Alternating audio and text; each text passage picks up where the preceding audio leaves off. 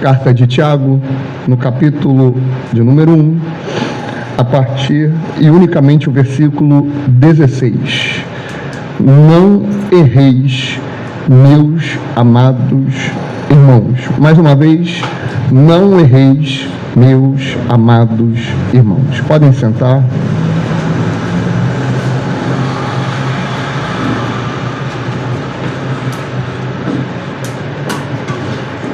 Eu tenho certeza que ou você é esse tipo de pessoa, ou você conhece esse tipo de pessoa que eu vou falar agora.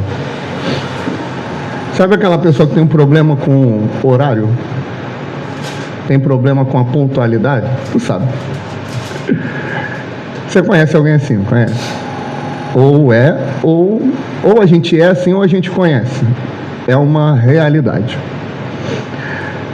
Chega um momento da vida dessa pessoa, depois que passa do colegial ali, meu irmão, que essa pessoa, ela precisa ser pontual.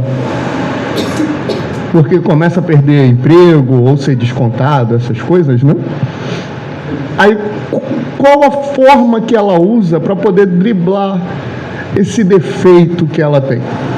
Ela pega os relógios da casa, né? Pega o celular, aí ela coloca 10 minutos para frente.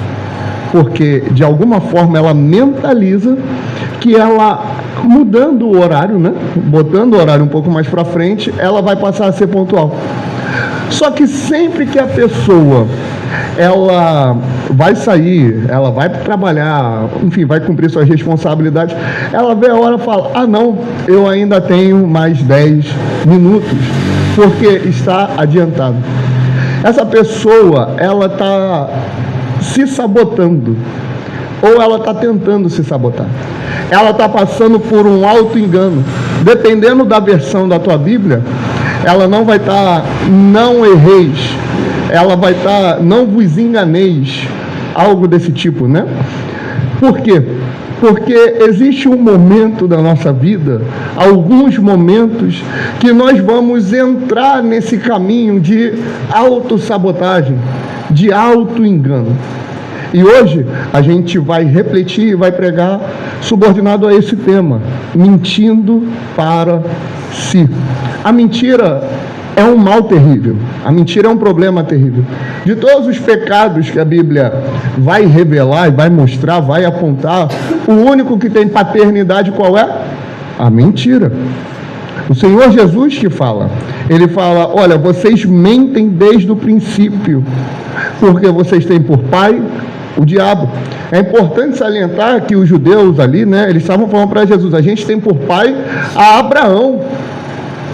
Aí Jesus fala, olha, Abraão viu o meu dia e glorificou. Ué, tu não tem nem 50 anos, eles disseram. E tu fala que Abraão viu o teu dia? Você está maluco, você está louco. Aí Jesus dá essa resposta carinhosa. Vocês mentem desde o princípio, porque vocês têm por pai o diabo. Na psicologia, você vai ter um conceito que eles estabeleceram, que é mitomania. Você já tinha ouvido falar disso? Estranho, né? O mito vem de mito mesmo, né? Não é do Bolsonaro, amém? É mito mesmo, né? E a ideia por trás desse termo é que existem pessoas que têm uma compulsividade em mentir. Talvez você conheça esse tipo de pessoa, ou você que é viciada em contar mentiras. Uma pessoa que conta muitas mentiras e se auto-sabota é uma pessoa que disfarça a sua realidade ou muda a sua realidade para fazer ela melhor. A gente vai desenvolver essa ideia hoje. Esse é aquele tipo de pessoa que sempre é o herói, sabe? Que sempre é o protagonista. Olha, não, depois de mim aqui é tipo um antes de Vitor e depois de Vitor. Sabe? Não, se não fosse eu, isso daqui não estava solucionado. Olha, não, isso aqui aconteceu assim, assim, assado, porque eu falei, porque eu fiz. Sabe, eu lembro, uma coisa louca. Uma vez eu tenho um conhecido que ele é exatamente assim. Ele chegou para mim lá em 2020 assim, ele falou: tu sabe por que o Jorge Jesus veio para o Flamengo? Eu falei: sei lá, eu vou saber, eu não gosto desse time, né? É o time do mal, né? É o time do anticristo. É flamenguista, não? Flamenguista? Não, né? Meu Deus, se converta, meu amado. Os flamenguistas aí, que Deus tenha piedade da alma de vocês. Então, amanhã vocês vão ver. Então, oh, meu pai, isso está gravado, né? Então, ele chegou e falou assim: sabe por que o Jorge Jesus veio pro Flamengo? Eu falei: não sei não. É porque eu ficava botando no Twitter e marcando o Flamengo, os diretores do Flamengo, eles viram e chamaram o Jorge Jesus, que eles não conheciam. Eu falei: caramba, se não fosse um herói, não ia vir o Jorge Jesus para o Flamengo. Olha o nível que ele se colocou. Ele nunca nem adentrou na Gávea, irmãos. Nunca, mas ele se colocou nessa posição, como se ele tivesse trazido o próprio Jorge Jesus. Você olha para os políticos, e é bem interessante falar isso, nessa época de eleição, quando eles vão fazer suas propagandas, eles se auto-sabotam. Eles trazem esse auto-engano, eles se colocam como heróis. Não porque ali a gente asfaltou a rua da Pavuna, a gente fez... Você mandou dinheiro? A tua empresa mandou o recurso? Ou veio dos impostos? Você não fez aquela história quando eu era moleque. Eu chegava: mãe, tirei um 10. Legal, parabéns. O meu amigo, ele ganhou um presente assim, assim, assado. O que eu vou ganhar? Ela: pelo quê? Por tirar 10. Ela: você não fez mais do que a sua obrigação. Aí eles se vangloriam, eles se colocam como heróis, porque asfaltaram uma rua, porque mandaram construir um parque, como se isso fosse, uau, fizeram apenas a sua obrigação, mas vão entrando nesse caminho de mentira da realidade. Eles tentam mudar literalmente a realidade. Eles botam uma realidade paralela. Se não fosse eu, isso não seria feito. Ora, irmãos, não é assim que funciona. Não é. A gente vai entrando num caminho de auto-engano tão grande, tão profundo. A gente vai mentindo para si quando a gente entra num processo e num ambiente de comparação. Quando a gente começa a comparar a nossa vida com o outro. Começa a comparar a nossa vida com o próximo. Só que a comparação, ela é praticamente inexistente, ela é praticamente nula. Porque você tem pessoas que moram aqui na Pavuna e trabalham no centro do Rio de Janeiro. Só que tem pessoas que moram lá para os lados de Bangu, para trás, que é bem longe, e trabalham no centro do Rio. Como é que ambos vão ter o mesmo desempenho? A outra pessoa vai levar o quê? 1 hora a mais? Deve ser, né? 1 hora a mais, pelo menos, para chegar lá. Não dá para você comparar. O outro teve sucesso, aí a gente entende o caminho que a gente vai entrando. O outro teve um sucesso assim, assim, assado. O outro fez isso, fez aquilo outro. O outro ganhou muito dinheiro, mas por quê? A gente não pode entrar nesse nível de comparação, porque aí a gente vai entrando num caminho onde a gente vai perdendo a nossa identidade. Quando a gente entra nessa autossabotagem. Eu gosto de dar um exemplo. Eu tenho meu próprio negócio, né? Eu não trabalho para ninguém. Trabalho para os meus clientes que já me dão um trabalho, que misericórdia. Eu segui, de certa forma, o mesmo caminho do meu pai, né? Não o meu pai, o careca, né? O careca está aqui, está vivinho, graças a Deus, né? É o outro que já faleceu, meu pai de sangue. Ele também tinha um negócio dele, só que ele não performava bem, não é? Ele foi, eu falo isso com a maior tranquilidade do mundo, ele foi um empresário fracassado. Se eu olhar para ele e falar: eu não vou seguir esse caminho, porque senão eu vou acabar me ferrando, eu vou acabar, não prosperando, eu vou acabar não conseguindo avançar na vida, eu estou errado. Porque aconteceram coisas no caminho do meu pai que não aconteceram comigo. Eu tive mais oportunidades do que ele. Já começa por aí. Então não é justo ele se comparar a mim, que agora nem dá mais, ou eu me comparar a ele. São caminhos distintos, são vidas diferentes. E nós precisamos ter essa consciência. Você quer ver um outro auto-engano? Esse daqui vai ser bom. Procrastinação, conhece? Sabe o que é a procrastinação? Eu vou te dar um exemplo bem simples. Você acordou e hoje a gente prega não contra o celular em si, mas a gente vai trazer uma mensagem daqui uns meses falando como as redes sociais, o celular de uma forma geral, mexe com a nossa dopamina e com a nossa dependência. A gente não percebe, mas a gente, é só acabar a luz. Você já viu o desespero que é? Eu lembro quando eu era moleque, eu tenho 28 anos, tá, gente? Só para deixar claro. Que eu falo assim, né? Parece que eu tenho uns 70, 80. Eu lembro quando eu era criança que eu peguei essa transição geracional da tecnologia. Se acabava a luz, era rua, vai brincar, vai jogar bola, vai andar de patins, vai andar daquele negócio lá. Não, é o patins, não, é o patinete, patins, skate, vai ser feliz. Agora acaba a luz, é um desespero, não é, Pedro? É um desespero, porque a gente criou uma dependência que não existe com o celular. Aí a gente tem aquela mania feia de falar assim, o dia está passando rápido, né? Mas é porque a gente está depositando muita parte do nosso dia no celular. Aí quando a gente acorda, a gente já pega ele. Aí quando a gente vê, ou tem que se arrumar para ir trabalhar, para abrir loja, para atender cliente, alguma coisa assim, aí não conseguiu ler a Bíblia. Aí a gente entra naquele erro fatal. Aquele erro cruel. Eu leio mais tarde. Eu leio de noite. E você vai empurrando com a barriga. Vai empurrando com a barriga. Vai empurrando com a barriga. Chega de noite, você lê? Não lê. Porque está exausto, está cansado. E isso não é só com a Bíblia. A Bíblia é o mais importante dentro do que a gente está falando aqui. Mas isso é no teu relacionamento com o teu filho. Amanhã eu levo ele para sair. Amanhã eu levo para passear. Agora, olha como o auto-engano da procrastinação, que a gente vai mentalizando. A gente engana o nosso cérebro falando assim, olha, eu vou levar ele para passear em algum momento. Só que esse algum momento nunca chega. Eu vou sair com minha esposa, eu vou sair com meu marido, para a gente conseguir manter a chama do amor do casamento. Mas aí eu vou procrastinando. Aí o diabo vai entrando. Aí ele vai entrando algumas distrações, aí entra o afastamento, aí quando tu vê, teu filho está falando palavrão, nossa, eu não criei meu filho assim, você não criou de nenhum jeito, porque tu foi um pai ausente, você ficou procrastinando, eu vou fazer, mas eu não fiz, é um auto-engano, você foi mentindo para si. Aí o moleque faz 17, 18, 19 anos, tu vai lá, eu criei aí, ó, nos caminhos do Senhor, olha aí, ó, botei ele na boa, isso, não fez nada, irmão, não fez nada, mas a gente vai se auto-enganando, a gente vai mentindo para si com a procrastinação.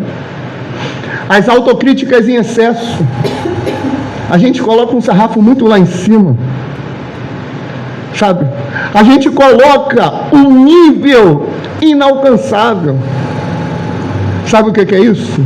Soberba. Como assim, Vitor? Não é importante a gente colocar um sarrafo lá em cima, metas?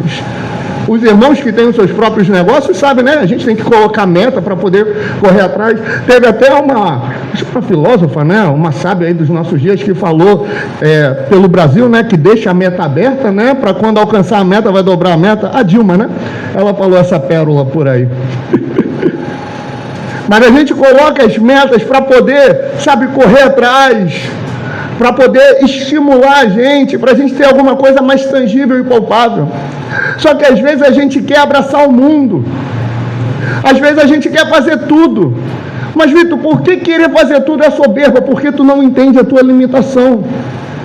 Você quer ver uma coisa, uma coisinha, que a gente sempre quer negligenciar? Ela se chama sono. Uma noite de sono. Eu não estou falando de vez em quando é necessário. Por exemplo, a noite passada eu fui quase 3 da manhã dormir, e 5 e poucas, 6 horas eu estava acordado. E estou aqui, ó, cheio de sono. Mas porque foi necessário devido a um contexto. Só que tem gente que quer abraçar o mundo, quer fazer tudo, quer estar todo dia na igreja, quer estar visitando 1,5 milhão de clientes, quer visitar os familiares todos, quer virar a noite jogando, quer fazer um monte de coisa, abraça o mundo inteiro e não consegue fazer nada direito. A gente vai se auto-enganando como se a gente fosse um super-homem, sabe, meu irmão? A gente vai se enganando, sabe? Como se a gente fosse o rei da cocada preta. Como se o nosso dia tivesse 50 horas e não 24. Só que pelo menos 6, 7 horas desse dia você tem que dedicar ao sono. Irmão, entenda a tua limitação. Entenda a tua limitação. Teve gente que desviou. Teve gente que ficou constrangida, que deixou de ir para a igreja. Sabe por quê?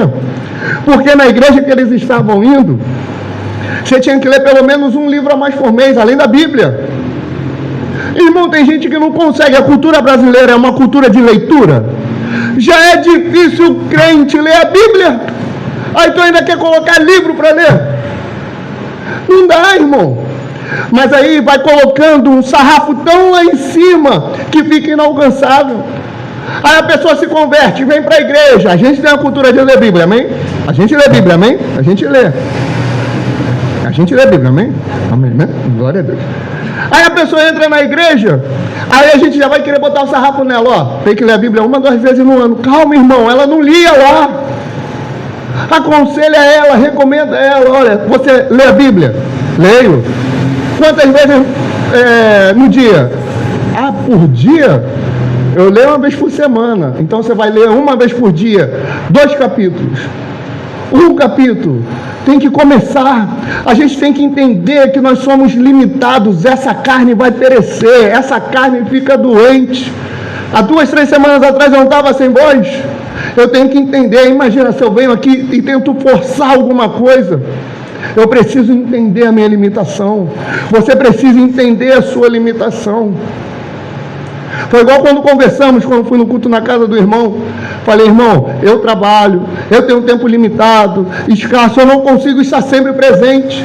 Mas se eu fosse leviano, eu ia chegar a prometer mundos e fundos. Vou estar aqui toda segunda-feira. E não é assim que funciona. A gente tem que entender até onde a nossa mão consegue ir. Deus nos fez limitados. Isso é humildade. Reconheça os teus limites. Amém? Não caia nesse auto-engano. O medo do fracasso. A gente tem o medo do fracasso. Não tem o medo de fracassar? Claro que tem. Mas deixa eu te dizer, você já fracassou, não já? Você vai continuar fracassando. Eu vou viver fracassando? Não. Mas algum projeto teu vai dar errado. Algum projeto teu vai sucumbir à teologia da prosperidade? Não. Ela fala que se tu der o dinheiro, se tu der o dízimo, se tu der a oferta, tu vai prosperar, tu vai ter dinheiro à beça, sabe? Tu vai conseguir muita coisa e não sei mais o que. Não, irmão. Vai dar tudo certo? Não, irmão. Não vai dar tudo certo, não. Não é assim que funciona. Não é dessa forma. Não é. Vai ter coisas que vão dar erradas. Isso eu posso te garantir. Haverá fracassos, mas sempre haverá Deus. Haverá frustrações no meio do caminho, mas sempre haverá o Espírito de Deus ao teu lado. Não vos enganeis, meus amados irmãos. Sabe outro engano que a gente comete contra nós mesmos? Se excluir das nossas responsabilidades. Deixar de lado as nossas funções como homem, como mulher, como marido, como esposa, como pai, como mãe, como membro da igreja, como pastor, como líder, como evangelista, como missionário. A gente vai se eximindo e vai deixando as nossas responsabilidades de lado. Não pode ser assim. Não pode ser assim. É igual a resposta. Olha como a gente faz isso. Tem uma coisa que a gente devia, quando chega perto, a gente querer fazer. Só que a gente é tão leviano nisso, que a gente deixa para lá. Aí o governo acha que é necessário botar uma obrigação. A gente reclama muito dos políticos, amém?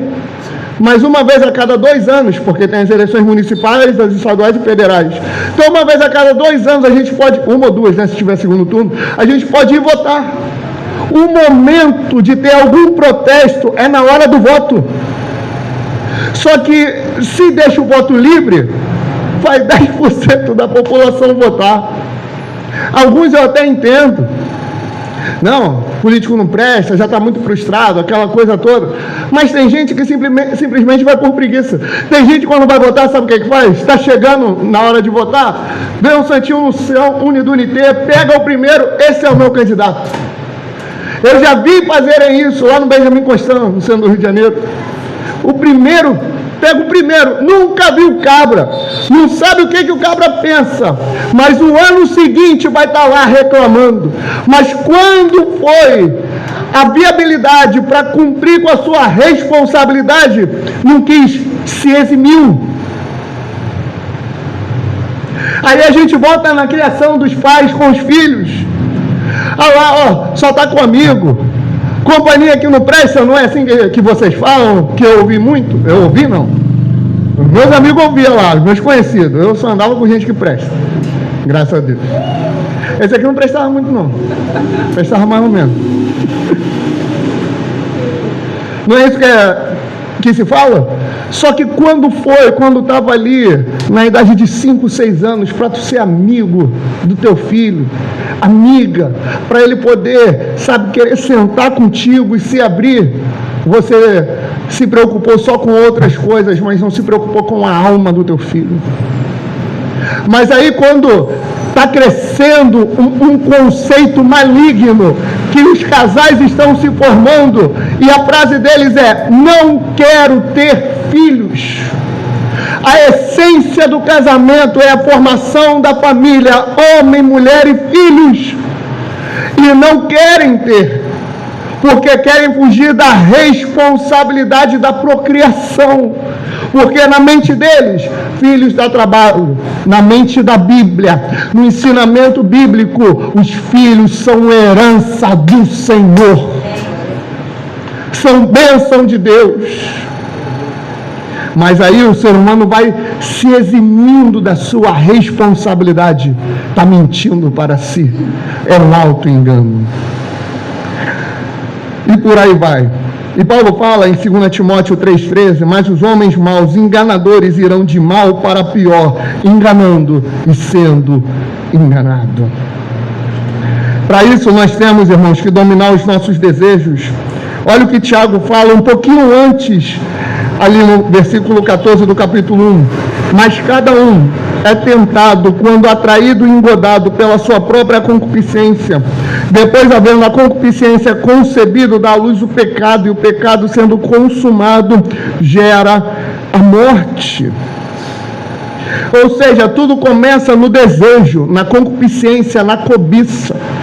A gente ou domina os nossos desejos, achismos, opiniões e o que for, na parte da cobiça, porque se a gente deixar a cobiça evoluir, é pecado e morte. Aí vem um auto-engano. Quebrar esses princípios é quebrar a identidade e outros mais que Deus colocou em nós. Quando a gente entra no caminho de engano e de autossabotagem, a gente vai se afastando de Deus. A gente vai se afastando do propósito principal. Olha só Jeremias 9,6. A tua habitação está no meio do engano, e pelo engano recusam conhecer-me, diz o Senhor. Olha o que o engano faz. Olha como tem um olhar errado sobre a realidade. Olha como ter um olhar errado sobre o que você é e o que você faz. Olha o que isso faz, vai te afastando de Deus. Ou seja, é pecado. E como vencer isso? Orando. Igual o salmista, no Salmo 120, verso 2, ele falou: Senhor, livra a minha alma dos lábios mentirosos e da língua enganadora. Essa é a oração. Mentir para si é um auto-engano que exclui o próprio indivíduo da sua realidade como uma tentativa de escape da própria realidade. Olhe para si, reconheça suas limitações, desejos e falhas. Não se preocupe em esconder do seu próximo. Ele não pode fazer nada por você. Não se preocupe em parecer forte, você não é. Não se preocupe com o fracasso, eles continuarão acontecendo. O que importa é que você confia em Deus, se arrepende por causa de Cristo e é guiado pela verdade do Espírito Santo. Pare de se sabotar. Pare de cometer auto-engano. Pare de mentir para si, meu amado irmão. Entenda o que você é, quem você é, o que você faz, o que você foi chamado para fazer. Pare de se comparar. Pare de se auto-sabotar. Pare de se excluir da sua responsabilidade. Você é pai? Seja pai. Você é mãe? Seja mãe. Você é filho, é filha? Seja filho, seja filha. Você é membro da igreja? Seja um membro de verdade. Não só para dizer pertenço a uma congregação, seja um membro ativo no reino dos céus. Seja um cidadão, um dono de negócio, um empresário, um funcionário, mas seja na sua mais essência pureza. E dessa forma você vai glorificar Deus. A gente às vezes acha que só vai glorificar Deus quando está no culto, levantando a mão, dizendo glória a Deus, aleluia. Não, a vida é um todo, a nossa vida inteira ela foi resgatada para a glória de Deus.